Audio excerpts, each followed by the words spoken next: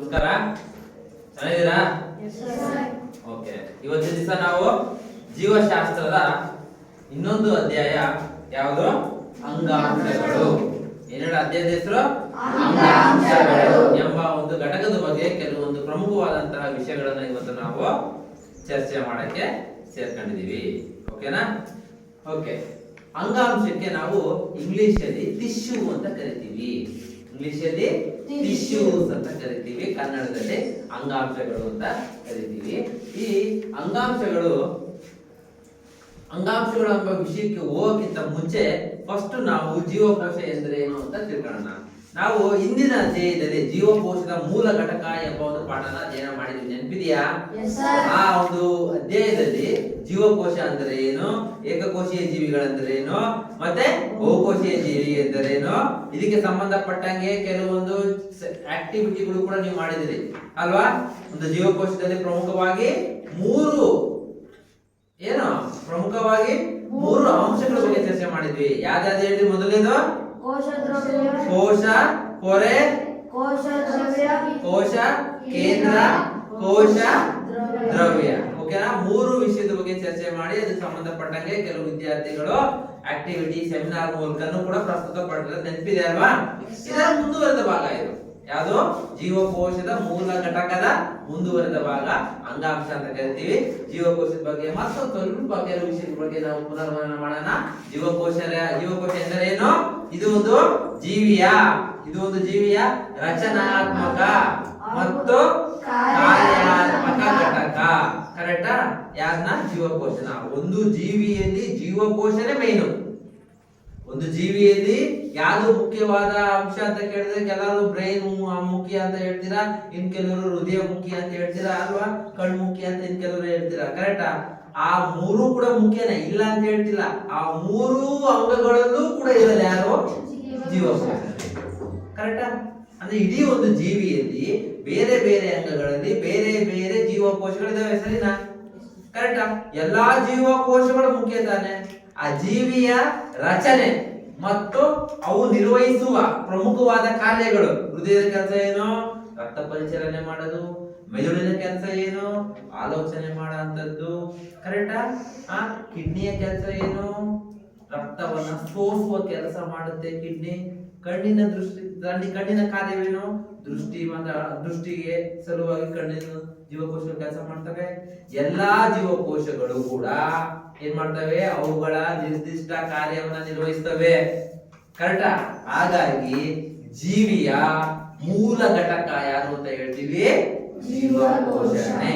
ಎಲ್ಲಾ ಅಂಗಗಳಲ್ಲಿರೋದು ಕೂಡ ಏನು? ಜೀವಕೋಶನೇ. ಕರೆಕ್ಟಾ? ಅವುಗಳೇ ಆದಂತಹ ಕಾರ್ಯಗಳನ್ನ ನಿರ್ವಹಿಸ್ತವೆ. ನೀವು ನೋಡ್ತಿರ್ಬೋದು, ಇದು ಜೀವಕೋಶದ ಚಿತ್ರಣ. ಇದು ಯಾವ ಜೀವಕೋಶ ಹೇಳಕ್ಕಾಗುತ್ತಾ? ಇದು ಸಸ್ಯ ಜೀವಕೋಶ.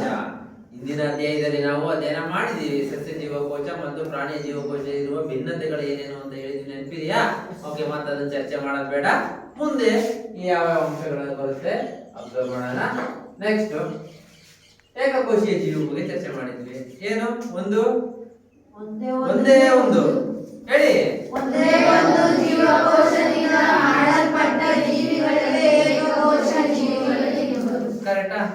ಕೆಲವು ಉದಾಹರಣೆಗಳು ಕೂಡ ನಾವು ಚರ್ಚೆ ಮಾಡಿದ್ವಿ.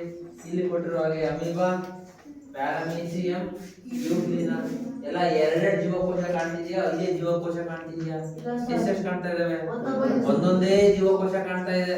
ಹಾಗಾಗಿ ಇದಕ್ಕೆ ಏನಂತ ಕರಿತೀವಿ? ಏಕಕೋಶೀಯ ಜೀವಿ. ಇಂಗ್ಲಿಷ್ ಅಲ್ಲಿ ಯೂನಿಸೆಲ್ಯುಲಾರ್. ನಾನು ಬೋರ್ಡ್ ಮೇಲೆ ಬರ್ದಿದ್ದೆ, ನೆನಪಿರ್ಬೇಕು ನಿಮಗೆ. ಎಂತ ಕರೀತಾರೆ? ಯೂನಿಸೆಲ್ಯುಲಾರ್. ಯೂನಿ ಅಂದ್ರೆ ಏಕ. ಅಂದ್ರೆ ಇಡೀ ನಮ್ಮ ದೇಹದಲ್ಲಿ ಕೋಟ್ಯಾಂತರ ಜೀವಕೋಶಗಳಿದಾವೆ. ಕೋಟ್ಯಾಂತರ ಜೀವಕೋಶಗಳು ನಿರ್ವಹಿಸುವಂತಹ ಎಲ್ಲಾ ಕೆಲಸಗಳನ್ನ ಇದು ಒಂದೇ ಜೀವಕೋಶ ನಿರ್ವಹಿಸುವ ಸಾಮರ್ಥ್ಯವನ್ನು ಹೊಂದಿದೆ. ನಮಗೆ ದೃಷ್ಟಿಗೋಸ್ಕರ ಕಣ್ಣಿನಲ್ಲಿ ಜೀವಕೋಶ ಬೇರೆ ಇರ್ತವೆ, ಯೋಚನೆ ಮಾಡಕ್ಕೋಸ್ಕರ ಮೆದುಳಲ್ಲಿ ಬೇರೆ ಜೀವಕೋಶ ಇರ್ತವೆ, ನಡೆದಾಡಕ್ಕೆ ಚಲನೆಗೋಸ್ಕರ ಬೇರೆ ಜೀವಕೋಶ, ಉಸಿರಾಡಕ್ಕೆ ಬೇರೆ ಜೀವಕೋಶ, ತಿನ್ನೋದಕ್ಕೆ ಆಹಾರನ ಸ್ವೀಕರಿಸಕ್ಕೆ ಬೇರೆ ಜೀವಕೋಶ, ವಿಸರ್ಜನೆ ಮಾಡಕ್ಕೆ ಬೇರೆ ಜೀವಕೋಶ. ಕರೆಕ್ಟ್ ಅಲ್ಲ? ಬೇರೆ ಬೇರೆ ಕೆಲಸಗಳನ್ನ ನಿರ್ವಹಿಸಕ್ಕೆ ಬೇರೆ ಬೇರೆ ಜೀವಕೋಶಗಳ ಗುಂಪೇ ಇದಾವೆ ನಮ್ಮಲ್ಲಿ. ಆದ್ರೆ ಏಕಕೋಶೀಯ ಜೀವಲ್ಲಿ ಆತರ ಇದಾವ? ಒಂದೇ ಒಂದು ಜೀವಕೋಶ ಎಲ್ಲಾ ಕಾರ್ಯಗಳನ್ನ ನಿರ್ವಹಿಸುವಂತಹ ಸಾಮರ್ಥ್ಯವನ್ನ ಹೊಂದಿರ್ತವೆ. ಒಂದ್ ಲೆಕ್ಕ ನಮಗೆ ಹೋಲಿಕೆ ಮಾಡ್ಕೊಂಡ್ರೆ ಏಕಕೋಶೀಯ ಜೀವಗಳೇ ಗ್ರೇಟ್ ಅನ್ಸಲ್ವಾ? ಅಲ್ವಾ? ಓಕೆ, ಅದಕ್ಕೆ ಕೆಲವು ಉದಾಹರಣೆಗಳಿದಾವೆ, ನೀವು ನೋಡ್ತಿರ್ಬೋದು. ಇದನ್ನ ಬಿಟ್ಟು ಇನ್ನೂ ಬೇರೆ ಬೇರೆ ಉದಾಹರಣೆಗಳಿದಾವೆ. ಯಾವುದು? ಡಯಾಗ್ರಾಮ್ಸ್ ಅಂತ ಕರೀತಾರೆ, ಅದಾದ್ಮೇಲೆ ಕ್ಲಾಮಿಡೋಮೋನಾಸ್ ಅಂತ ಕರೀತಾರೆ. ಇವೆಲ್ಲವೂ ಕೂಡ ಏಕಕೋಶೀಯ ಜೀವಿಗಳಿಗೆ ಉದಾಹರಣೆ. ಈ ಚಿತ್ರಗಳೆಲ್ಲವೂ ನಿಮಗೆ ಬಹಳ ಚೆನ್ನಾಗಿ ಪರಿಚಯವಾಗಿದೆ ಹಿಂದಿನ ತರಗತಿಗಳಲ್ಲಿ. ಓಕೆನಾ? ಓಕೆ, ನೆಕ್ಸ್ಟ್ ನೀವು ಇನ್ನೊಂದು ಅಂಶ ಯಾವುದು? ಬಹುಕೋಶೀಯ ಜೀವಿಗಳು ಅಂದರೆ ಎರಡು ಅಥವಾ ಎರಡಕ್ಕಿಂತ ಹೆಚ್ಚು ಜೀವಕೋಶಗಳಿಂದ ರಚನೆಯಾಗಿದ್ರೆ, ಕರೆಕ್ಟಾ? ಏನು ಅಂತವ್ ನಾವೆಂತ ಕರಿತೀವಿ? ಬಹುಕೋಶೀಯ ಜೀವಿಗಳು. ಇಂಗ್ಲಿಷ್ ಅಲ್ಲಿ ಹೇಳೋದಾದ್ರೆ multi cellular, MULTI, multi cellular. ಸಾಕಷ್ಟು ಜೀವಕೋಶಗಳನ್ನು ಹೊಂದಿರೋದಕ್ಕೆ ನಾವು ಎಂತ ಕರಿತೀವಿ? ಬಹುಕೋಶೀಯ ಜೀವಿಗಳು. ಇವುಗಳು ಲಕ್ಷಾಂತರ ಜೀವಕೋಶಗಳನ್ನು ಹೊಂದಿರ್ತವೆ. ಅವು ಚಲನೆಗಾಗಿರ್ಬೋದು, ಆಹಾರಕ್ಕಾಗಿರ್ಬೋದು, ಉಸಿರಾಟಕ್ಕಾಗಿರ್ಬೋದು, ವಿಸರ್ಜನೆಗಾಗಿರ್ಬೋದು. ನಾನು ಅವಾಗಲೇ ಹೇಳಿದೆ ಅಲ್ವಾ? ಆ ಚಲನೆಗೋಸ್ಕರನೇ ಬೇರೆ ಜೀವಕೋಶಗಳು ಗುಂಪೈತೆ ನಮ್ಮಲ್ಲಿ ಅಲ್ವಾ? ಅದಾದ್ಮೇಲೆ ಆಹಾರ ಸೇವನೆ ಮಾಡಕ್ಕೆ ಬೇರೆ ಜೀವಕೋಶ. ಎಲ್ಲಿಂದ ಆಹಾರ ಸೇವನೆ ಆಗುತ್ತೆ? ಬಾಯಿ, ನಾಲಿಗೆ, ಗಂಟ್ಲು, ಅನ್ನನಾಳ, ಜಠರ ಅಲ್ವಾ? ಅಲ್ವಾ? ಇಷ್ಟು ಜೀವಕೋಶಗಳು ಆಹಾರಕ್ಕೆ ಸಂಬಂಧಪಟ್ಟಂಗೆ ಕಾರ್ಯನಿರ್ವಹಿಸ್ತವೆ. ಅದಾದ್ಮೇಲೆ ಉಸಿರಾಟದಲ್ಲಿ ತೊಡಗಿರುವಂತಹ ಜೀವಕೋಶ ವರ್ಷಣೆ ಯಾವುದು? ಉಸಿರಾಟದಲ್ಲಿ ತೊಡಗಿರುವಂತಹ ಜೀವಕೋಶ ಯಾವುದು? ಎಲ್ಲಿ ಹೋಗ್ತಿದೆ? ನಾವು ತಗೊಂಡಿರುವಂತಹ ಆಮ್ಲಜನಕ ಎಲ್ಲಿ ಹೋಗ್ತಾ ಇದೆ? ಶ್ವಾಸಕೋಶಕ್ಕೆ ಹೋಗ್ತಾ ಇದೆ. ಕರೆಕ್ಟ್ ಅಲ್ವಾ? ನಮ್ಮ ಎದೆಯಲ್ಲಿ ಒಂದು ಜೊತೆ ಶ್ವಾಸಕೋಶಗಳಿದಾವೆ ಅಲ್ವಾ? ಆಮ್ಲಜನಕ ತಗೊಳ್ಳೋದು, ಆಮ್ಲಜನಕ ಹೊರ ಬಿಡೋದು. ಉಸಿರಾಟಕ್ಕೆ ಸಂಬಂಧಪಟ್ಟಂಗೆ ಕಾರ್ಯನಿರ್ವಹಿಸುವಂತಹ ಜೀವಕೋಶ ಯಾವುದು? ಉಸಿರಾಟ ಶ್ವಾಸಕೋಶ, ಅಂಗ ಶ್ವಾಸಕೋಶ. ವಿಸರ್ಜನೆ ಅವಾಗ ಹೇಳಿದಂಗೆ ಮೂತ್ರಪಿಂಡ, ಕಿಡ್ನಿ ಏನ್ ಮಾಡುತ್ತೆ? ವಿಸರ್ಜನೆ ಮಾಡುವಂತಹ ಕಾರ್ಯವನ್ನ ನಿರ್ವಹಿಸುತ್ತೆ.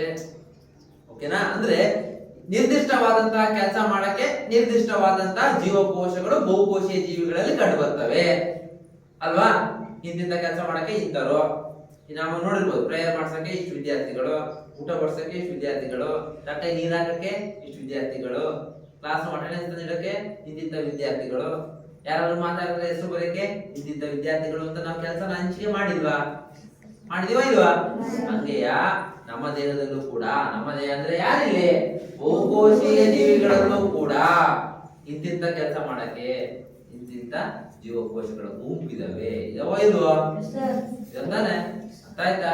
ಅದಕ್ಕೆ ಉದಾಹರಣೆಗಳು ನೀವು ಹೇಳ್ಬೋದು, ಸಾಕಷ್ಟು ಉದಾಹರಣೆಗಳಿದಾವೆ ಬಹುಕೋಶೀಯ ಜೀವಿಗಳಿಗೆ. ಮುಖ್ಯವಾದ ಉದಾಹರಣೆ ನಾವೇ. ನೀವೆಲ್ಲ ಯಾರು? ಏಕಕೋಶೀಯ ಜೀವಿನ ಬಹುಕೋಶೀಯ ಜೀವಿನ? ಬಹುಕೋಶೀಯ ಜೀವಿ. ಸಸ್ಯಗಳು, ಹೊರಗೆ ಕಾಣುವಂತ ಸಸ್ಯಗಳೆಲ್ಲವೂ ಬಹುಕೋಶೀಯ ಜೀವಿಗಳು. ನಾವು ದಿನನಿತ್ಯ ಎಷ್ಟು ಜೀವಿಗಳನ್ನ ನೋಡ್ತೀವೋ ಅವೆಲ್ಲವೂ ಕೂಡ ಏನಾಗಿರ್ತವೆ? ಬಹುಕೋಶೀಯ ಜೀವಿ. ಲಕ್ಷಾಂತರ ಜೀವಕೋಶಗಳಿರ್ತವೆ. ಎಷ್ಟು? ಲಕ್ಷಾಂತರ ಜೀವಕೋಶಗಳಿಂದ ರಚನೆ ಆಗುತ್ತದೆ. ಈಗ ಈ ಪಾಠದಲ್ಲಿ ಅಂಗಾಂಶ ಎಂದರೆ ಏನು? ಅಂಗಾಂಶ ಅಂದ್ರೆ ಏನು? ಅಂಗಾಂಶ ಅಂದ್ರೆ ಏನು ಅಲ್ಲ, ಅದೊಂದು ಜೀವಕೋಶಗಳ ಗುಂಪು. ನೋಡಿದ್ರಿ, ಇದೊಂದು ಜೀವಕೋಶಗಳ ಗುಂಪು. ಏನು ಜೀವಕೋಶಗಳ ಗುಂಪು? ಇವು ನೋಡಕ್ಕೆ ಬೇರೆ ಬೇರೆ ತರ ಇದಾವ, ಒಂದೇ ತರ ಇದಾವ? ಒಂದೇ ತರ ಇದಾವೆ. ಒಂದೇ ತರ ಇದಾವೆ ಅಂದ್ಮೇಲೆ ಅವು ಹುಟ್ಟಿರೋದು ಒಂದೇ ಮೂಲದಿಂದನ ಬೇರೆ ಬೇರೆ ಮೂಲದಿಂದನ? ಒಂದೇ ತರ ಇದಾವೆ ಅಂದ್ಮೇಲೆ ಅವು ಎಲ್ಲಿಂದ ಜನನ ಆಗಿರ್ಬೇಕು? ಒಂದೇ ಮೂಲದಿಂದ ಜನನ ಆಗಿರ್ಬೇಕಾನೆ. ಒಂದೇ ಮೂಲದಿಂದ ಜನನ ಆಗಿರ್ಬೇಕು, ಒಂದೇ ರೀತಿ ಇರಬೇಕು. ಇವೆರಡು ಒಂದೇ ರೀತಿ ಆದ್ಮೇಲೆ ಅವುಗಳು ಕೆಲಸ ಮಾಡೋದು ಏನಾಗಿರುತ್ತೆ? ಬೇರೆ ಬೇರೆ ಆಗಿರುತ್ತಾ? ಒಂದೇ ಆಗಿರುತ್ತಾ? ಒಂದೇ ರೀತಿಯ ಕೆಲಸವನ್ನ ನಿರ್ವಹಿಸುವಂತಹ ಜೀವಕೋಶಗಳ ಗುಂಪಿಗೆ ನಾವೇನಂತ ಕರಿತೀವಿ? ಕರಿತೀವಿ. ಇಲ್ಲಿ ನೋಡಿ, ಇಲ್ಲಿ ಒಂದು ನಿರ್ದಿಷ್ಟ ಮೂಲದಿಂದ, ಒಂದೇ ಮೂಲದಿಂದ ರಚನೆ ಆಗಿರ್ಬೇಕು, ಒಂದೇ ರೀತಿಯ ರಚನೆಯನ್ನ ಹೊಂದಿರಬೇಕು, ಹಾಗೂ ಕಾರ್ಯಗಳನ್ನ ಮಾಡುವಂತಹ ಯಾವುದು ಒಂದೇ ರೀತಿಯ ಕಾರ್ಯವನ್ನ ಮಾಡುವಂತಹ ಜೀವಕೋಶಗಳ ಗುಂಪಿಗೆ ನಾವೇನಂತ ಕರಿತೀವಿ? ಅಂಗಾಂಶ ಅಂತ ಕರಿತೀವಿ. ಹೇಳ್ಬೋದು ಅಂಗಾಂಶ ಅಂದ್ರೆ ನಾವೇ ಹೇಳಿ? ಒಂದು ನಿರ್ದಿಷ್ಟ ಮೂಲದಿಂದ ಒಂದೇ ರೀತಿಯ ರಚನೆ ಹಾಗೂ ಕಾರ್ಯಗಳನ್ನು ಮಾಡುವ ಜೀವಕೋಶಗಳ ಗುಂಪಿಗೆ ಅಂಗಾಂಶ ಎಂದು ಹೆಸರು. ಕರೆಕ್ಟ್? ಅರ್ಥ ಆಯ್ತಾ? ಅರ್ಥ ಆಯ್ತಾ ಇಲ್ವಾ? ಒಂದು ನಿರ್ದಿಷ್ಟ ಮೂರು ಅಂತ ಹುಟ್ಟಿರ್ಬೇಕು. ಒಂದೇ ರೀತಿಯ ಕಾರ್ಯ ಮತ್ತು ರಚನೆಯನ್ನ ಹೊಂದಿದ್ರೆ ನಾವು ಎಂತ ಕರಿತೀವಿ? ಅಂಗಾಂಶ ಅಂತ ಕರಿಬಹುದಾ? ಈಗ ಉದಾಹರಣೆಗೆ ಒಂದು ಹೃದಯ ಅಂಗಕಾರಣ. ನೆಕ್ಸ್ಟ್ ಈಗ ನೋಡಿದ್ರಿ ಜೀವಕೋಶಗಳ ಗುಂಪಲ್ಲಿ ನಿಮ್ಗೆ ಗೊತ್ತಿದೆ, ಇದು ಇಂದಿನ ಅಧ್ಯಯನ ಮಾಡಿಲ್ಲ. ನ್ಯೂಕ್ಲಿಯಸ್ ಅಂತ ಕರಿತೀವಿ ಮಧ್ಯಭಾಗನ. ನೆಕ್ಸ್ಟ್ ಒಳಭಾಗ ದ್ರವ, ಒಂದು ದ್ರವದ ರೀತಿಯಿಂದ ಹೋಗ್ತಿರುತ್ತೆ, ಅದನ್ನ ನಾವೆಂತ ಕರಿತೀವಿ? ಸೈಟೋಪ್ಲಾಸಂ. ನಾವು ಇದನ್ನ ಕನ್ನಡದಲ್ಲಿ ಕೋಶ ದ್ರವ್ಯ ಅಂತ ಕರಿತೀವಿ. ಓಕೆ, ಈಗ ನೆಕ್ಸ್ಟ್ ಸ್ಲೈಡ್ ನೋಡೋಣ. ಇಲ್ಲಿ ನೋಡ್ತಿರ್ಬೋದು ಇವರೆಲ್ಲ ಯಾರು?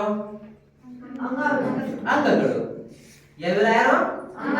ಅಂಗಗಳು. ಈ ಅಂಗ ಯಾವುದು? ಈ ಅಂಗ ಹೇಳಿ. ಶ್ವಾಸಕೋಶ.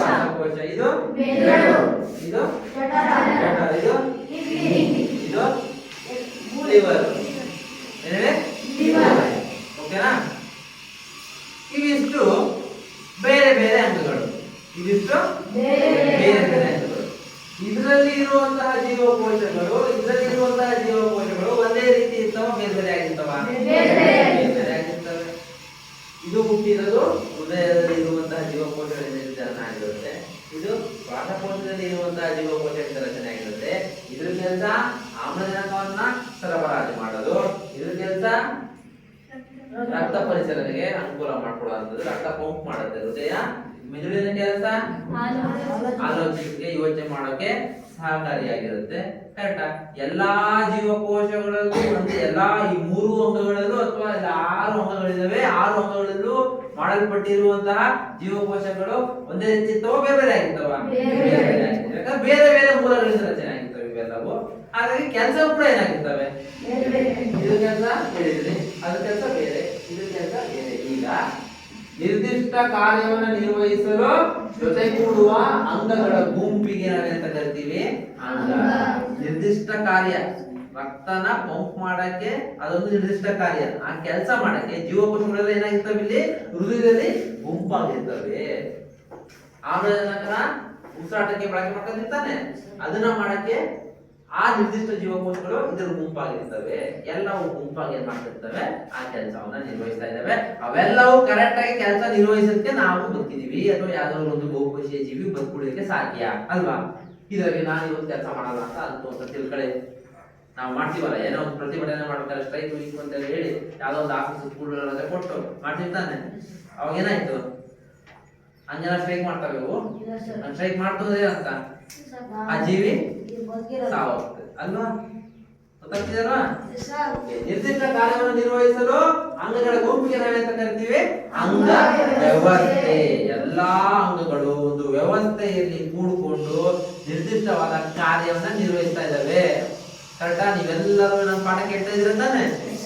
ನಿಮ್ಮಲ್ಲಿ ಮೆದುಳು ಕರೆಕ್ಟಾಗಿ ಕೆಲಸ ಮಾಡ್ತಾ ಇದೆ. ನಾನು ಹೇಳಿದಾಗ ನಿಮ್ಗೆ ಅರ್ಥ ಆಗ್ತಾ ಇದೆಯಲ್ಲ? ಅಂದ್ರೆ ಮೆದುಳು ಕರೆಕ್ಟಾಗಿ ಏಕಾಗ್ರತೆಯನ್ನು ಹೊಂದ್ಕೊಂಡು ಎಲ್ಲಾ ಜೀವಕೋಶಗಳು ಗುಂಪುಗೊಂಡು ಕಾರ್ಯನಿರ್ವಹಿಸ್ತಾ ಇದ್ದಾವೆ. ಮೆದುಳು ಬಹಳ ಚುರುಕಾಗಿ ಕಾರ್ಯನಿರ್ವಹಿಸ್ತಾ ಇದ್ದಾವೆ. ಹಂಗಂತ ನಿಮ್ ಹೃದಯ ಸುಮ್ಮನೆ ಆಯ್ತಾ? ನಿಮ್ ಶ್ವಾಸಕೋಶ ಸುಮ್ಮನೆ ಇದ್ದ? ಅದನ್ನ ಕೆಲಸ ಮಾಡ್ತಿಲ್ವಾ? ಕರೆಕ್ಟ್ ಅಲ್ಲ? ರಕ್ತ ಸುಮ್ಮನೆ ಐತೆ ನಿಂತಿದ್ದೇನಾರು? ಅದ್ರ ಪಾಡಿಗೆ ಅದು ರಕ್ತ ಪರಿಚಲನೆ ಆಗ್ತಾ ಇದೆ. ನಿಮ್ ಪಾಡಿ ನೀವು ಉಸಿರಾಟ ನಡೆಸ್ತಿದ್ದೀರಾ, ನಿಮ್ ಪಾಡಿ ನೀವು ಹೃದಯಗಳು ಬಡಿತ ಮಾಡ್ತಾ ಇದೆ, ನಿಮ್ ಮೆದುಳು ನಿಮ್ ಪಾಡಿಗೆ ಪಾಠವನ್ನ ಗ್ರಹಿಸ್ತಾ ಇದೆ. ಎಲ್ಲಾ ಜೀವಕೋಶಗಳು ಒಟ್ಟಿಗೆ ಸೇರ್ಕೊಂಡು ಒಂದು ಕಾರ್ಯವನ್ನ ನಿರ್ವಹಿಸಕ್ಕೆ ಸಹಕಾರಿಯಾಗಿದ್ದಾವೆ ಅಲ್ವಾ? ಓಕೆ, ಸಸ್ಯ ಅಂಗಾಂಶ. ಇಲ್ಲಿ ಪ್ರಮುಖವಾಗಿ ಈ ಪಾಠದಲ್ಲಿ ನಾವು 2 ಜೀವಿಗಳ ಬಗ್ಗೆ ಚರ್ಚೆ ಮಾಡ್ತೀವಿ. ಮೊದಲನೇದು ಸಸ್ಯಗಳ ಬಗ್ಗೆ, ಇನ್ನೊಂದು ಪ್ರಾಣಿಗಳ ಬಗ್ಗೆ. ನಾವು ಮೊದಲನೇ ಅವಧಿಯಲ್ಲಿ ಪ್ರಾಣಿ ಜೀವಕೋಶಕ್ಕೆ ಹೋಗೋದಕ್ಕಿಂತ ಮುಂಚೆ ಸಸ್ಯ ಜೀವಕೋಶದ ಬಗ್ಗೆ ಚರ್ಚೆ ಮಾಡೋಣ. ಹಾಗಾಗಿ ಸಸ್ಯ ಅಂಗಾಂಶ ಅಂತ ಕರಿತೀವಿ. ನಿಮಗೆ ಗೊತ್ತಿರ್ಬೋದು, ಸಸ್ಯಗಳು ಕೂಡ ಏಕಕೋಶೀಯ ಜೀವಿನ ಬಹುಕೋಶೀಯ ಜೀವಿಗಳ? ಅದರಲ್ಲೂ ಅಂಗಗಳಿದಾವ ಇಲ್ವಾ? ನಮ್ಮಲ್ಲಿ ಹೃದಯ, ಮಿದುಳು, ಶ್ವಾಸಕೋಶ ಎಕ್ಸೆಟ್ರಾ ಎಕ್ಸೆಟ್ರಾ ಅಂಗಗಳಿದಾವೆ. ಸಸ್ಯಗಳಲ್ಲಿ ಅಂಗಗಳಿದಾವೆ ತಾನೆ? ಯಾವ್ಯಾವು ನೀವು ನೋಡ್ತಿರ್ಬೋದು. ಈ ಭಾಗನ ಏನಂತ ಕರಿತೀರಾ? ಬೇರು, ರೂಟ್ ಸಿಸ್ಟಮ್ ಅಂತ ಕರಿತೀವಿ. ಮಧ್ಯದಲ್ಲಿ ಇರುವಂತಹ ಕಾಂಡಕ್ಕೆ ಸ್ಟೆಮ್ ಅಂತ ಕರಿತೀವಿ. ಎಲೆಗಳು ಲೀವ್ಸ್ ಅಂತ ಕರಿತೀವಿ. ಮೊಗ್ಗುಗಳು ಅಂತ ಬರ್ತವೆ. ಫ್ಲವರ್ಸ್ ಗಳಿದಾವೆ. ಓಕೆ, ಬೀಜ ಬಿಟ್ರೆ ಸೀಡ್ಸ್ ಇದಾವೆ. ಬೀಜ ಹಣ್ಣ. ಇವೆಲ್ಲವೂ ಕೂಡ ಸಸ್ಯಗಳಲ್ಲಿ ಕಂಡು ಬರುವಂತಹ ವಿವಿಧ ಭಾಗಗಳು ಅಥವಾ ವಿವಿಧ ಅಂಗಗಳು. ಕರೆಕ್ಟಾ? ಇದರೊಳಗೆ ಬೇರೆ ಬೇರೆ ರೀತಿಯ ಜೀವಕೋಶಗಳು ಇರ್ತಾವ ಇರಲ್ವಾ? ರೂಟ್ ಅಲ್ಲಿ ಇರುವಂತಹ ಜೀವಕೋಶಗಳು, ಬೇರಲ್ಲಿ ಇರುವಂತಹ ಜೀವಕೋಶಗಳು ಎಲೆಯಲ್ಲಿ ಇರ್ತಾವ. ಸೊ ಎಲೆಯಲ್ಲಿ ಇರುವಂತಹ ಜೀವಕೋಶಗಳು ಫ್ಲವರ್ಸ್ ಅಲ್ಲಿ ಇರ್ತಾವ, ಹೂವಲ್ಲಿ ಇರ್ತಾವ, ಇರಲ್ಲ ತಾನೆ ಅಲ್ವಾ? ಬೇರೆ ಬೇರೆ ಅಂಗಗಳಲ್ಲಿ ಬೇರೆ ಬೇರೆ ರೀತಿಯ ಜೀವಕೋಶಗಳು ಒಳಗೊಂಡಿರ್ತವೆ. ಇದನ್ನ ಡೀಟೇಲ್ ಆಗಿ ನೋಡೋಣ. ಮೊದಲಿಗೆ ನಾವು ಸಸ್ಯ ಅಂಗಾಂಶವನ್ನ ಈ ರೀತಿ ವಿಭಜನೆ ಮಾಡ್ಕೊಂತೀವಿ. ಸಸ್ಯ ಅಂಗಾಂಶ ಎರಡು ರೀತಿ ವಿಭಜನೆ ಮಾಡ್ಕೊಂತೀವಿ. ಒಂದು ವರ್ಧನ ಅಂಗಾಂಶ, ಇನ್ನೊಂದು ಶಾಶ್ವತ ಅಂಗಾಂಶ. ಹೇಳಿ, ಸಸ್ಯ ಅಂಗಾಂಶವನ್ನ ಎರಡು ರೀತಿ ವಿಭಜನೆ ಮಾಡ್ಕೊಂಡಿದೀವಿ. ವರ್ಧನ ಅಂಗಾಂಶ, ಶಾಶ್ವತ ಅಂಗಾಂಶ. ವರ್ಧನ ಅಂಗಾಂಶಕ್ಕೆ ಮೆರಿಸ್ಟಮ್ಯಾಟಿಕ್ ಟಿಶ್ಯೂ ಅಂತ ಕರಿತೀವಿ ಇಂಗ್ಲಿಷ್ಗೆ. ಹೇಳಿ, ಮೆರಿಸ್ಟಮ್ಯಾಟಿಕ್ ಟಿಶ್ಯೂ. ಅಂಗಾಂಶ ಅಂದ್ರೆ ಏನು? ಟಿಶ್ಯೂ ಅಂತ ಹೇಳಿದ್ದೆ. Meristematic tissue. ಶಾಶ್ವತ ಅಂಗಾಂಶಕ್ಕೆ ಮೆರಿಸ್ಟಮ್ಯಾಟಿಕ್, MERIS, ಮೆರಿಸ್ಟಾ, TAMATIC, MATIC, ಟಿಶ್ಯೂ, TISSUE. ಇದಕ್ಕೆ ಪರ್ಮನೆಂಟ್ ಟಿಶ್ಯೂ. ಶಾಶ್ವತ ಅಂಗಾಂಶಕ್ಕೆ ಇಂಗ್ಲಿಷ್ ಅಲ್ಲಿ ಪರ್ಮನೆಂಟ್ ಟಿಶ್ಯೂ ಅಂತ ಕರಿತೀವಿ. ಮತ್ತೆ ನಾವು ಈ ಒಂದು ಶಾಶ್ವತ ಅಂಗಾಂಶವನ್ನ ಮತ್ತೆ ನಾವು ಏನ್ ಮಾಡ್ತಾ ಹೋಗ್ತೀವಿ? ವಿಭಜನೆ ಮಾಡ್ತಾ ಹೋಗ್ತೀವಿ. ಸರಳ ಶಾಶ್ವತ ಅಂಗಾಂಶ, ಸಂಕೀರ್ಣ ಶಾಶ್ವತ ಅಂಗಾಂಶ, ಮತ್ತೆ ಪುನಃ ಅದು ವಿಭಜನೆ ಆಗ್ತಾ ಹೋಗುತ್ತೆ. ಈಗ ಮೊದಲಿಗೆ ನಾವು ಯಾರ ಬಗ್ಗೆ ಚರ್ಚೆ ಮಾಡೋಣ? ವರ್ಧನ ಅಂಗಾಂಶ. ಏನಂತೀವಿ ನಾವು? ಮೆರಿಸ್ಟಮ್ಯಾಟಿಕ್ ಟಿಶ್ಯೂ ಅಂತ ಕರಿತೀವಿ. ಎಲ್ಲಿರುತ್ತೆ ಈ ವರ್ಧನ ಅಂಗಾಂಶ? ನೀವು ನೋಡ್ತಿರ್ಬೋದು, ಸಸ್ಯಗಳು ಜೀವಿತಾವಧಿಯ ಕೊನೆಯವರೆಗೂ, ಏನೇಳಿ, ಕೊನೆಯವರೆಗೆ ಬೆಳೆಯುವುದಕ್ಕೆ ಈ ಅಂಗಾಂಶ ಕಾರಣ. ಯಾವುದು? ವರ್ಧನ ಅಂಗಾಂಶ. ಒಂದು ಸಸ್ಯ ಹುಟ್ಟದಾಗಿಂದ ಹಿಡಿದು ಸಾಯೋ ತನಕ ಈ ಒಂದು ವರ್ಧನ ಅಂಗಾಂಶ ಬಹು ಮುಖ್ಯವಾಗಿ ಕಾರ್ಯನಿರ್ವಹಿಸುತ್ತೆ. ಈ ಅಂಗಾಂಶವು ನಿರಂತರವಾಗಿ ಏನಾಗ್ತಾ ಇರುತ್ತೆ? ವಿಭಜನೆ ಆಗ್ತಾ ಇರುತ್ತೆ. ಮತ್ತೆ ಭ್ರೂಣ ಜೀವಕೋಶಗಳಿಂದ ಕೂಡಿದೆ. ಭ್ರೂಣಾವಸ್ಥೆ ಅಂದ್ರೆ ಏನು? ನಾವು ಬೀಜ ಬಿತ್ತನೆ ಮಾಡ್ತೀವಲ್ಲ, ಅದು ಭ್ರೂಣ ಅಂತ ಕರಿತೀವಿ. ಆ ಭ್ರೂಣದಿಂದನೂ ಇದು ವಿಭಜನೆಗೊಳ್ತಾ ಹೋಗುತ್ತೆ. ವಿಭಜನೆ ಅಂದ್ರೆ ಅರ್ಥ ಅಂತಲ್ಲ. ಏನು ವಿಭಜನೆ ಅಂದ್ರೆ? ಒಂದು ಜೀವಕೋಶ ಇದ್ದಿದ್ದು ಎರಡಾಗದು, ಎರಡಿರೋದು ನಾಲ್ಕಾಗದು, ನಾಲ್ಕಿರೋದು 10 ಆಗೋದು. ಕರೆಕ್ಟ್ ಅಲ್ಲ? ಹಿಂಗೆ ಏನಾಗ್ತಾ ಹೋಗುತ್ತೆ? ವಿಭಜನೆ ಆಗ್ತಾ ಹೋಗುತ್ತೆ. ವಿಭಜನೆ ಆದಂಗೆ ಜೀವಕೋಶಗಳ ಸಂಖ್ಯೆ ಏನಾಗುತ್ತೆ? ಅವಾಗ ಗಿಡ ಏನಾಗ್ತಾ ಹೋಗುತ್ತೆ? ಬೆಳವಣಿಗೆಯನ್ನ ತೋರಿಸ್ತಾ ಹೋಗುತ್ತೆ. ಅರ್ಥ ಆಗ್ತಿದ್ಯಾ? ಓಕೆನಾ? ಹಾಗಾಗಿ ನಾವು ಇದಕ್ಕೆ ಅಂತ ಕರಿತೀವಿ ಕರೆಕ್ಟಾ? ಯಾಕೆ ಬೆಳವಣಿಗೆ ಅಂಗಾಂಶ ಅಂತ ಕರಿತೀವಿ? ಇವು ನಿರಂತರವಾಗಿ ವಿಭಜನೆಯನ್ನ ಹೊಂದುತ್ತಾ ಇರ್ತವೆ. ಭ್ರೂಣಾವಸ್ಥೆಯಿಂದಲೂ ಅದು ವಿಭಜನೆಯಲ್ಲಿ ತೊಡಗಿರ್ತವೆ. ಎಲ್ಲಿರುತ್ತೆ ಗಿಡದಲ್ಲದು? ಎಲ್ಲಿರುತ್ತಪ್ಪ ಅಂತಂದ್ರೆ ನೋಡ್ತಿರ್ಬೋದು, ಬೇರುಗಳ ತುದಿಗಳಲ್ಲಿರುತ್ತೆ. ಯಾರು? ವರ್ಧನ ಅಂಗಾಂಶ. ಯಾಕಲ್ಲಿರುತ್ತೆ? ಕರೆಕ್ಟಾ? ಬೇರೆ ಏನಾಗ್ತಾ ಹೋಗುತ್ತೆ? ನಿರಂತರ ವಿಭಜನೆ ಆಗ್ತಾ ಹೋಗುತ್ತೆ. ನಿರಂತರ ವಿಭಜನೆ ಆದಂಗೆ ಬೇರಿನ ಉದ್ದ ಏನಾಗ್ತಾ ಹೋಗುತ್ತೆ? ಬೇರೆ ಜಾಸ್ತಿ ಬೆಳೆದಂಗೆ ಗಿಡ ಏನಾಗುತ್ತೆ? ಕರೆಕ್ಟಾ? ಎಲ್ಲೆಲ್ಲಿರುತ್ತೆ? ಬೇರಿನ ತುದಿಗಳಲ್ಲಿರುತ್ತೆ. ಆಮೇಲೆ ಇನ್ನೆಲ್ಲಿರುತ್ತೆ? ವೇಗವಾಗಿ ಬೆಳೆಯ ಭಾಗ ಇನ್ಯಾವುದು ಸಸ್ಯಗಳಲ್ಲಿ?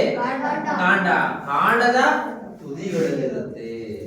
ಹೇಳಿ, ಕಾಂಡದ ತುದಿಗಳಲ್ಲಿರುತ್ತೆ. ಸುಮ್ಮನೆ ಇರುತ್ತಾ?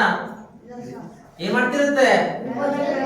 ನಿರಂತರ ವಿಭಜನೆ ಆಗ್ತಾ ಇರುತ್ತೆ. ಪಟ ಪಟ ಪಟ ಪಟ ಲಕ್ಷ ಲಕ್ಷ ಲಕ್ಷ ಗಟ್ಟಲೆ ಏನಾಗ್ತಿರುತ್ತೆ? ವಿಭಜನೆ ಆಗ್ತಾ ಇರುತ್ತೆ. ಅದೆಷ್ಟು ವೇಗವಾಗಿ ವಿಭಜನೆ ಆಗ್ತಿತ್ತೋ ಅಷ್ಟು ವೇಗವಾಗಿ ಗಿಡ, ಕಾಂಡ ಬೆಳೀತಾ ಹೋಗುತ್ತೆ. ಕೆಳಗೆ ಬೇರು ಕೂಡ ವಿಭಜನೆ ಆಗ್ತಾ ಇದೆ, ಬೆಳೀತಾ ಇದೆ. ಎರಡು ಕಡೆಯಲ್ಲೂ ಕೂಡ ಬೆಳವಣಿಗೆಗೆ ಸಹಾಯ ಆಗ್ತದೆ. ಅದರ ಜೊತೆಗೆ ಕಾಂಡದ ಮಧ್ಯಗಳಲ್ಲೂ ಕೂಡ ಇದಾವೆ. ಯಾರು? ವರ್ಧನ ಅಂಗಾಂಶ. ಉದಾಹರಣೆಗೆ ನೀವು ಕಬ್ಬನ್ನ ನೋಡಿರ್ಬೋದು. ಕಬ್ಬು ತಿಂದೀರಾ? ಅದ್ರ ಮಧ್ಯ ಗಂಟು ಕಾಣುತ್ತೆ. ಕರೆಕ್ಟಾ? ಗಟ್ಟಿ ಇರುತ್ತೆ. ಅಲ್ಲೂ ಕೂಡ ಇರ್ತವೆ. ಯಾರು? ವರ್ಧನ ಅಂಗಾಂಶ. ಮತ್ತೆ ಬಿದಿರನ್ನು ನೋಡಿದೀರಾ? ಬಿದಿರಲ್ಲೂ ಕೂಡ ಮಧ್ಯ ಇರುತ್ತದು. ಅದನ್ನ ನಾವೇಂತ ಕರಿತೀವಿ? ವರ್ಧನ ಅಂಗಾಂಶ. ಅಲ್ಲೂ ಕೂಡ ಇರುತ್ತೆ. ಅದಕ್ಕೆ ನಾವು ಮೂರು ಕಡೆ ನಾವು ವರ್ಧನ ಅಂಗಾಂಶವನ್ನ ನಾವು ಕಾಣ್ತೀವಿ. ಬೇರಿನ ಬೆಳವಣಿಗೆ, ಕಾಂಡದ ಬೆಳವಣಿಗೆ ಮತ್ತು ಮಧ್ಯ ಏನು ಕಾಂಡ ಅಂತ ಏನ್ ಕರಿತೀವಿ, ಸಸ್ಯದ ಕಾಂಡದ ತುದಿಯ ಬೆಳವಣಿಗೆ ಮತ್ತೆ ಕಾಂಡದ ಬೆಳವಣಿಗೆ. ಈ ಮೂರು ಆಗಕ್ಕೆ ಪ್ರಮುಖವಾದಂತಹ ಕಾರಣ ಯಾರು? ಅದು ಭ್ರೂಣದಿಂದ ಹುಟ್ಟಿ ಗಿಡದ ಕೊನೆಯವರೆಗೂ, ಗಿಡ ಸಾಯೋವರೆಗೂ ಅದು ಬೆಳವಣಿಗೆ ಮಾಡ್ತಾ ಇರುತ್ತೆ. ಕರೆಕ್ಟಾ?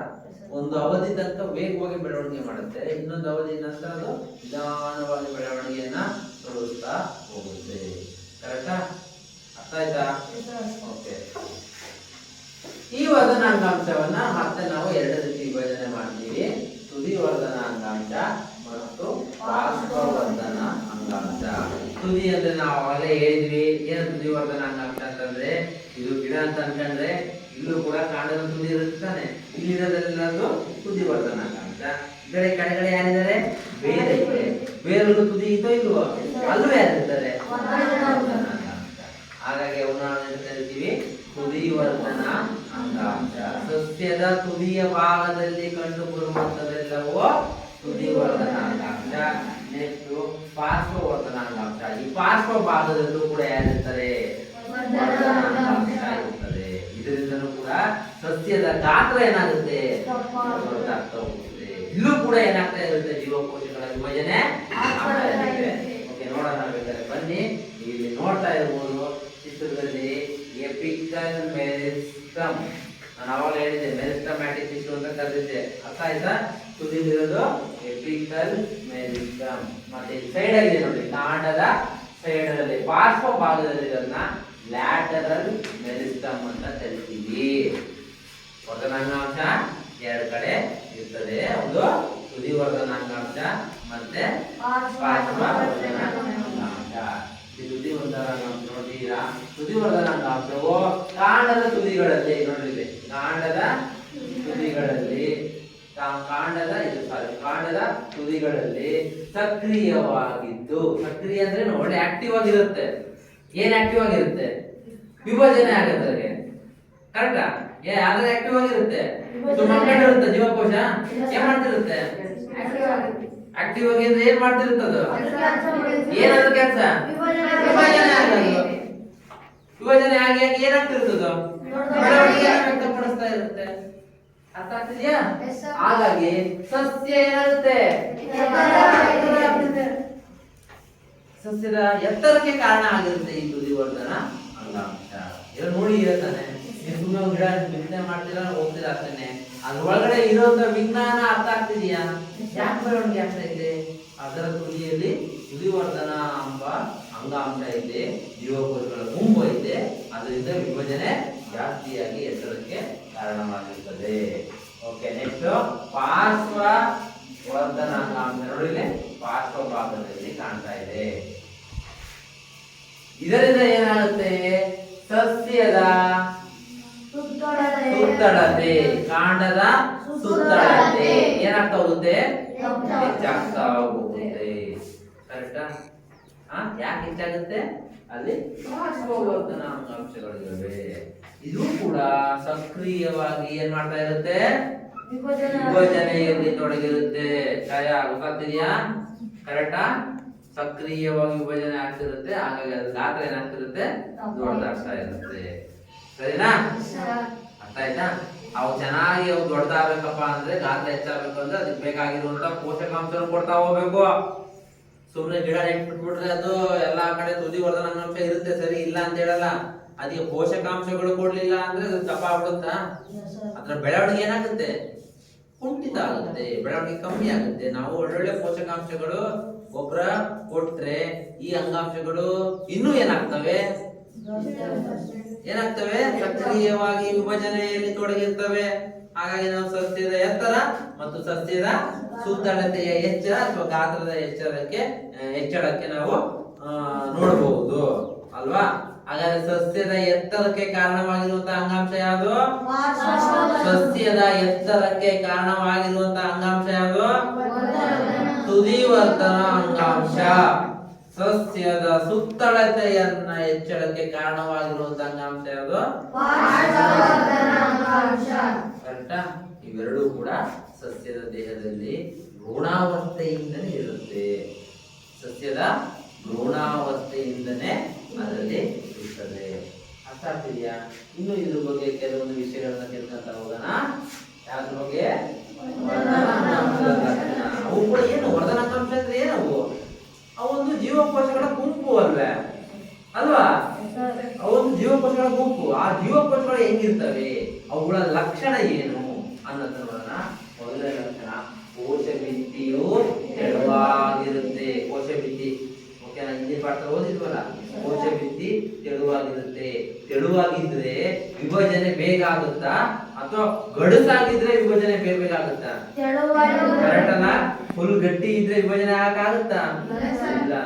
ಅದು ತೆಳುವಾಗಿದ್ದಷ್ಟು ಅದು ವಿಭಜನೆ ಆಗ್ಬೇಕು ಅಂತ ಅಂದ್ಮೇಲೆ ಅದು ಜೀವಕೋಶದ ರಚನೆ ಅದಕ್ಕೆ ಸಹಾಯ ಮಾಡಂಗಿರ್ಬೇಕು. ಫುಲ್ ಗಟ್ಟಿ ಇದ್ಬಿಟ್ರೆ ಡಬ್ ಡಬಲ್ ಆಗ್ತಾ ಹೋಗ್ತಾವ ಜೀವಕೋಶಗಳು?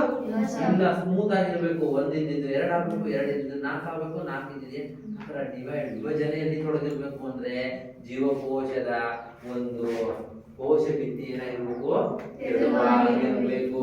ಜೀವಕೋಶಗಳು ನಿರಂತರ ವಿಭಜನೆಯಿಂದಾಗಿ ಬೆಳವಣಿಗೆ ಕಾರಣ ಆಗುತ್ತೆ. ಕರೆಕ್ಟ್ ನಿಮಗೆ ಗೊತ್ತಿದೆ ಇದು. ವಿಭಜನೆ ಆದಂಗ ಏನಾಗ್ತಾ ಹೋಗ್ತದೆ? ಸಸ್ಯದ ಬೆಳವಣಿಗೆ. ಮೇಲಾದ್ರೆ ತುದಿವರ್ಧನ, ಅಡ್ಡ ಆದ್ರೆ ಪಾರ್ಶ್ವವರ್ಧನ ಅಂಗಾಂಶ.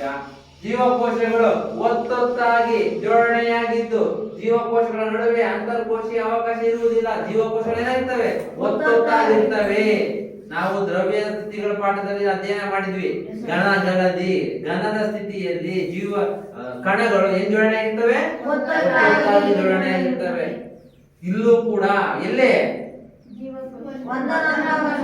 ಅಲ್ಲೂ ಕೂಡ ಏನಾಗಿರ್ತವೆ? ಜೀವಕೋಶಗಳು ಬಹಳ ಒತ್ತೊತ್ತಾಗಿ ಜೋಡಣೆ ಆಗಿರ್ತವೆ. ಅಂತರ್ಕೋಶೀಯ ಅವಕಾಶ ಅಂದ್ರೆ ಜೀವಕೋಶಗಳ ನಡುವೆ ಖಾಲಿ ಜಾಗ ಇರುತ್ತಾ? ಇರಲ್ಲ. ಅಷ್ಟು ಒತ್ತೊತ್ತಾಗಿ ಇರ್ತವೆ. ಒಂದ್ ಬೆಂಚಲ್ಲಿ 5 ಜನ ಕೂತಿದ್ವಿ, ಅಬ್ಬಬ್ಬ ಅಂತ ಮನ್ಸ್ ಮಾಡಿದ್ರೆ ಇನ್ನೊಬ್ಬರು ಕೂರಿಸ್ಬೋದು, 6 ಜನ ಕೂರಿಸ್ಬೋದು. ಫುಲ್ ಒತ್ತೊತ್ತ ಜೋಡಣೆ ಆಗ್ತಾನೆ. ಮತ್ತೆ ಇನ್ನೊಂದಿಬ್ರು ಕೂರ್ಸಕ್ ಆಗ್ತಿತ್ತಾ? ಇಲ್ಲ. ಹಂಗೆ ಇಲ್ಲಿ ಕೂಡ ಒತ್ತೊತ್ತಾಗಿ ಜೋಡಣೆ ಆಗಿರ್ತವೆ. ದೊಡ್ಡ ಕೋಶ ಕೇಂದ್ರವಿರುತ್ತದೆ, ನ್ಯೂಕ್ಲಿಯಸ್. ಜೀವಕೋಶದಲ್ಲಿ ಏನಾಗಿರುತ್ತೆ? ದೊಡ್ಡ ಕೋಶ ಕೇಂದ್ರ. ನಾನು ಮೊದಲನೇ ಸ್ಲೈಡ್ ನೋಡಿದ್ರಿ ನೀವು. ದೊಡ್ಡ ಕೋಶ ಕೇಂದ್ರ ಇರ್ತದೆ. ಮತ್ತೆ ಕೋಶಾವಕಾಶಗಳು ಚಿಕ್ಕದಿರಬಹುದು ಅಥವಾ ಇಲ್ಲದಿರಬಹುದು. ಕೋಶಾವಕಾಶ ಅಂದ್ರೆ ಜೀವಕೋಶಗಳ ನಡುವೆ ನಾವು ಇಲ್ಲ ಜಾಗ ಅಂತ ಹೇಳ್ತೀವಿ. ಅಕಸ್ಮಾತ್ ಇದ್ರೆ ಚೂರು ಇರಬಹುದು ಅನ್ನೋ ಒಂದು ಪಾಯಿಂಟ್ ಅನ್ನ ಸೇರಿಸಿದ್ದಾರೆ. ಅರ್ಥ ಆಯ್ತಾ? ವರ್ಧನಾಂಗಾಂಶ ಗುಣಲಕ್ಷಣಗಳು ಹೇಳ್ತೀರಾ? ಹಾಗಾದ್ರೆ ಏನ್ ಹೇಳಿ? ಓಕೆ. ಜೀವಕೋಶಗಳು ನಿರಂತರ ವಿಭಜನೆಯಿಂದಾಗಿ ಬೆಳವಣಿಗೆಗೆ ಕಾರಣವಾಗುತ್ತವೆ. ಕರೆಕ್ಟಾ? ಜೀವಕೋಶಗಳು ಒಂದೊಂದಾಗಿ ಜೋಡಣೆಯಾಗಿದ್ದು ಜೀವಕೋಶಗಳ ನಡುವೆ ಅಂತರ್ಕೋಶೀಯ ಅವಕಾಶಗಳಿರುವುದಿಲ್ಲ. ಖಾಲಿ ಜಾಗ ಇರುವುದಿಲ್ಲ. ದೊಡ್ಡ ಕೋಶ ಕೇಂದ್ರವಿರುತ್ತದೆ, ಆದರೆ ಪ್ಲಾಸ್ಟಿಕ್ಗಳಿರುವುದಿಲ್ಲ. ಪ್ಲಾಸ್ಟಿಕ್ಗಳು ಇರುವುದಿಲ್ಲ. ಪ್ಲಾಸ್ಟಿಕ್ ಅಂತ ನಿಮ್ಗೆ ಗೊತ್ತಾಯ್ತು. ಇಂದಿನ ಅಧ್ಯಾಯದಲ್ಲಿ ಹೇಳಿ ನಾನು. ಜೀವಕೋಶಗಳಲ್ಲಿ ಪ್ಲಾಸ್ಟಿಕ್ ಏನು ಬರಲ್ಲ. ಅದೇ ಕೋಶ ಕೇಂದ್ರ ಮಾತ್ರ ಇರಲೇಬೇಕು. ಗೊತ್ತಿದೆ. ಮನುಷ್ಯನಲ್ಲಿ ಬ್ರೈನ್ ಯಾವ ರೀತಿ ಕಾರ್ಯನಿರ್ವಹಿಸುತ್ತೋ ಜೀವಕೋಶದಲ್ಲಿ ನ್ಯೂಕ್ಲಿಯಸ್ ಕೂಡ ಅಷ್ಟೇ ಇಂಪಾರ್ಟೆಂಟ್. ಈರುಳ್ಳಿ ಜೀವಕೋಶ ನೋಡಿದಾಗ ನಾವು ನೋಡಿದ್ವಿ ಅಲ್ವಾ? ಪ್ರೀತಿ ನೀವು ಬರ್ದಿದ್ದೆ ಬೋರ್ಡ್ ಮೇಲೆ ನೆನಪಿದೆಯಲ್ಲ? ಏನ್ ಬರ್ದಿದ್ದೀನಿ ಅವತ್ತು? ಜೀವಕೋಶ. ಮತ್ತೆ ಕಪ್ಪು ಗ್ರೌಂಡ್ ಸುತ್ತಿದ್ರೆ ಅದೇನದು? ಇದು ಆ ಒಂದು ಈರುಳ್ಳಿ ಜೀವಕೋಶದ ನ್ಯೂಕ್ಲಿಯಸ್. ನೆನಪಿದೆಯಾ? ನೆನಪುಳಿಯುತ್ತಾ? ಓಕೆ. ನೆಕ್ಸ್ಟ್, ವರ್ಧನ ಅಂಗಾಂಶದ ಲಭ್ಯತೆ. ಎಲ್ಲೆಲ್ಲಿ ಇರುತ್ತೆ ಈ ವರ್ಧನ ಅಂಗಾಂಶಗಳು? ಎಲ್ಲೆಲ್ಲಿರುತ್ತೆ? ಬೇರು ಮತ್ತು ಕಾಂಡಗಳಲ್ಲಿರುವ ನಾಳಕೂರ್ಚಗಳಲ್ಲಿ ಕಂಡು ಬರುತ್ತೆ. ಅಲ್ಲಿ ಅವು ನಾಳಕೂರ್ಚಗಳ ಬೆಳವಣಿಗೆಗೆ ಕಾರಣವಾಗ್ತದೆ. ಕಾಣ್ತಾ ಇದೀರಾ ನಾಳಕೂರ್ಚಗಳು?